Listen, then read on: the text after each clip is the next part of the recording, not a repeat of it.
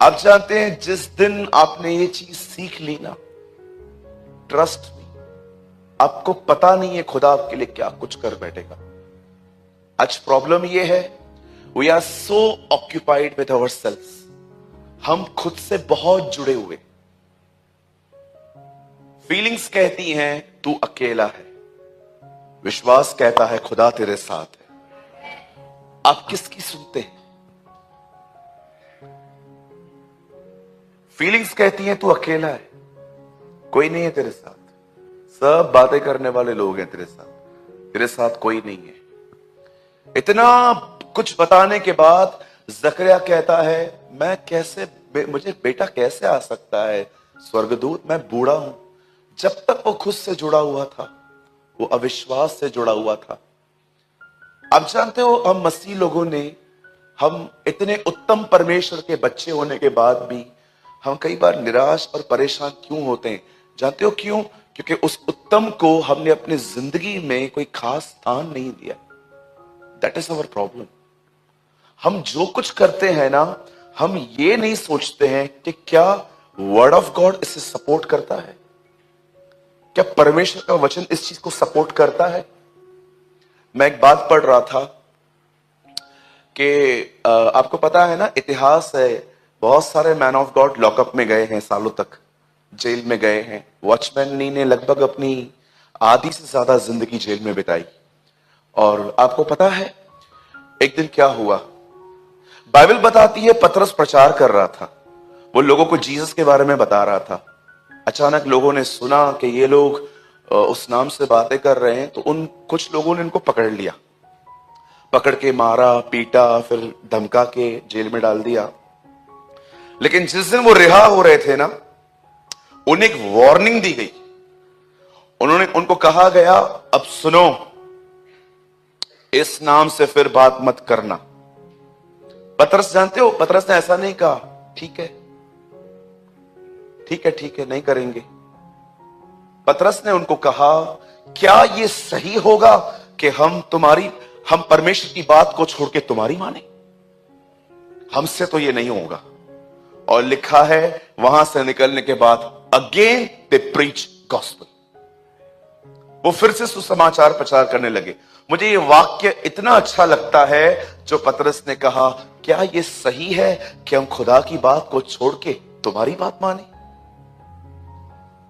मेरे भाइयों, मेरी बहनों, यह सिद्धांत कब बनेगा आखिर? कब आप इस जीवन, कब आप, मुझे नहीं लगता है कि मैं कोई रॉकेट साइंस की बात कर रहा हूं, कोई बड़ी बात। मैं सिंपल ट्रुथ आपको समझा रहा हूं। आप में से बहुत सारे जो लोग हैं, मुझे बताइए, यू आर ईटिंग टोबैको, समझो आप तंबाकू खाते। आपको पता है आप क्या कर रहे हैं? आप परमेश्वर के मंदिर को नाश कर रहे हैं। अगर आप बहन हैं, और मैं आपसे कहना चाहता हूं, अगर आप बुराई करती हैं, आपको पता है आप क्या कर रहे हैं? मैंने एक दिन खुदा से पूछा तुझे पाप से इतनी प्रॉब्लम क्यों है प्रभु? बोलता है क्योंकि पाप तुझे मुझसे अलग करता है और मुझसे बर्दाश्त नहीं होता। मैंने तुझे पाने के लिए अपनी जिंदगी दी है, अभी भी तू मुझसे दूर है। डू यू नो पाप से खुदा को नफरत क्यों है? क्योंकि पाप उसको आपसे अलग करता है, उससे वो दूरी पसंद नहीं है, इसलिए वो क्रोधित होता है। आप में से कितने लोगों को यह बात पता है? यशायाह के 53वें अध्याय में लिखा है, उस धर्मी के प्राण देने के बाद यहोवा अपने वंश को वापस पाएगा। वननेस, प्रभु इसीलिए मरा ताकि हम एक हो पिता के साथ। परमेश्वर ने नहीं कहा आपको कि बस मेरे बलिदान पर विश्वास करो, माफी पाओ और तुम्हें जो कुछ करना है तुम कर सकते हो। This is a wrong life. चलो मैं आपको एक और चीज बताता हूं। पंकज भैया एक वर्ड लगाइए, यहां देखिए सब। मैंने अभी स्क्रिप्चर्स खुलवाए नहीं है, मैं 5 मिनट में आऊंगा। बदर एक वचन लगाइए, 1 कुरिन्थियों 15 अध्याय उसका 3 वचन। मुझे लगता है आप में से हर एक को यही पता है। यहां देखिए, हेलो, आइए, डोंट वरी, डोंट डिस्ट्रैक्ट। यहां देखिए, इसी कारण मैंने सबसे पहले तुम्हें वही बात पहुंचा दी जो मुझे पहुंची थी, कि पवित्र शास्त्र के वचन के अनुसार यीशु हमारे पापों के लिए मर गया। आगे ब्रदर 4, और गाड़ा गया, और अनुसार आपको लगता होगा ना ये सुसमाचार है, दैट्स गॉस्पेल। यीशु हमारे लिए मारा गया, गाड़ा गया, जी उठा, चलो ठीक है, मैं सहमत हूं आपसे। ब्रदर अब ये काम करिए, 2 कुरिन्थियों 5:15 यहां पर लगाइए। अब यहां देखिए, पहले में लिखा गया था यीशु हमारे लिए मरा, अब 2 कुरिन्थियों 5:15 में देखो क्या लिखा है, वह इसीलिए सबके निमित्त मरा कि जो जीवित है वो आगे के लिए अपने लिए नहीं परंतु उसी के लिए जिए।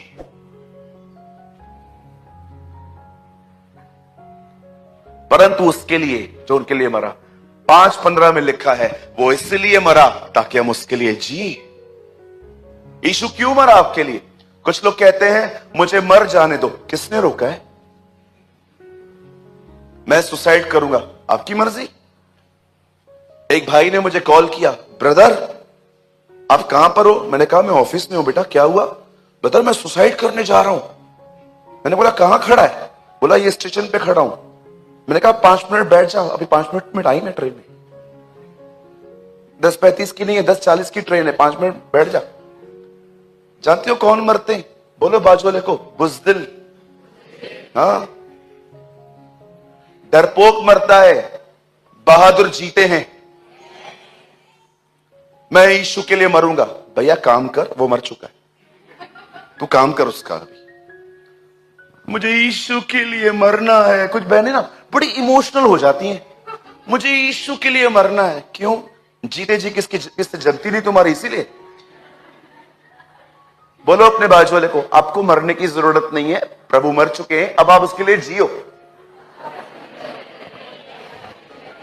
मुझे मरना है, पता नहीं क्या क्या, मुझे मरना है, मुझे मरना है।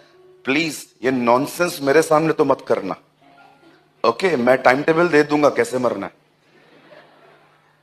कई लोग 4 माले पे खड़े होकर कॉल करते हैं, ब्रदर मैं बहुत परेशान हूं, जंप मार रहा हूं। मैं उनको कभी कभी पूछता हूं, भैया कौन से फ्लोर पे हो? बोलते हैं 4। मैंने कहा कुछ नहीं होगा, 8 से मार।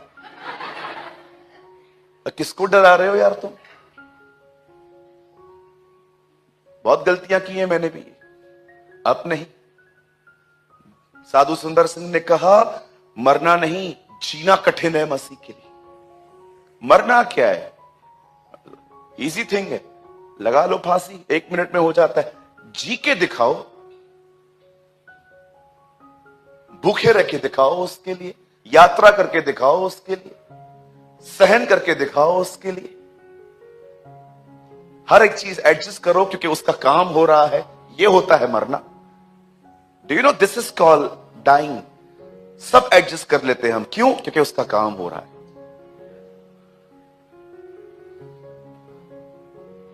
कहिए अपने पास वाले से, मरना नहीं है जीना है उसके लिए। हाँ, मैं मरने जा रहा हूं। क्यों जा रहा है? इधर या हम मिलके ही मारते हैं तुझे। Why are wasting your time? इतना उधर जाएगा, गवर्नमेंट को तंग करता रहता है तू। इधर आओ, हम ही मारते हैं तुम्हें।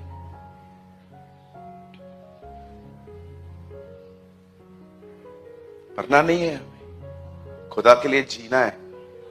और ये जो बोलते रहते हैं ना मरूंगा मरूंगा, आप बिल्कुल चिंता मत करो इन कॉल्स की, कुछ नहीं होता है। कहिए अपने पास वाले से, जो गरजते हैं वे कभी बरसते नहीं। ये मालूम है क्या है? मैं आपको बताता हूं। ये गंदी आत्मा एक्चुअली एक ये है, जस्ट लोगों का फोकस चेंज करना, अपने पे लाना, ताकि मुझे सिंपैथी मिले, ताकि लोग आके मुझे चौथे माले पे आके कहें क्या हुआ, मैं बहुत तंग हूं। हम तुझसे तंग हैं, मैं बहुत तंग हूं, मैं मरना चाहता हूं।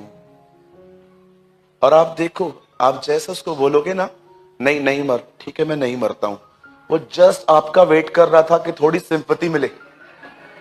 आपने कभी कभी बच्चे को देखा है वो रोता है और आप उसको निहारो, फटता है। साहिल जब छोटा था ना तो उसको कर्टन्स नीचे गिराने की बड़ी आदत थी। मतलब वो सीधा कहां जाता था, लोगों के घर पे कर्टन्स से खींचता था। तो कई बार मुझे मेरी बड़ी बहन मुझे बोलती थी इसको मना कर, मैं उसको बोलता था मत देख उसको देख ही मत। और हम लोग ऐसी बात करते थे, फिर हम उसको टेढ़ी आंखों से देखते थे, कुछ नहीं करता था, मैं चला आता था, बोलता था कि क्या यार वैल्यू ही नहीं है यार देखता ही नहीं है कोई मुझे। ये चाइल्डिश बिहेवियर से बाहर आइए। ओके, कभी कभी आपने देखा है कुछ कुछ सिस्टर्स ऐसे 5 मिनट में 5 बार बाल खोलती हैं।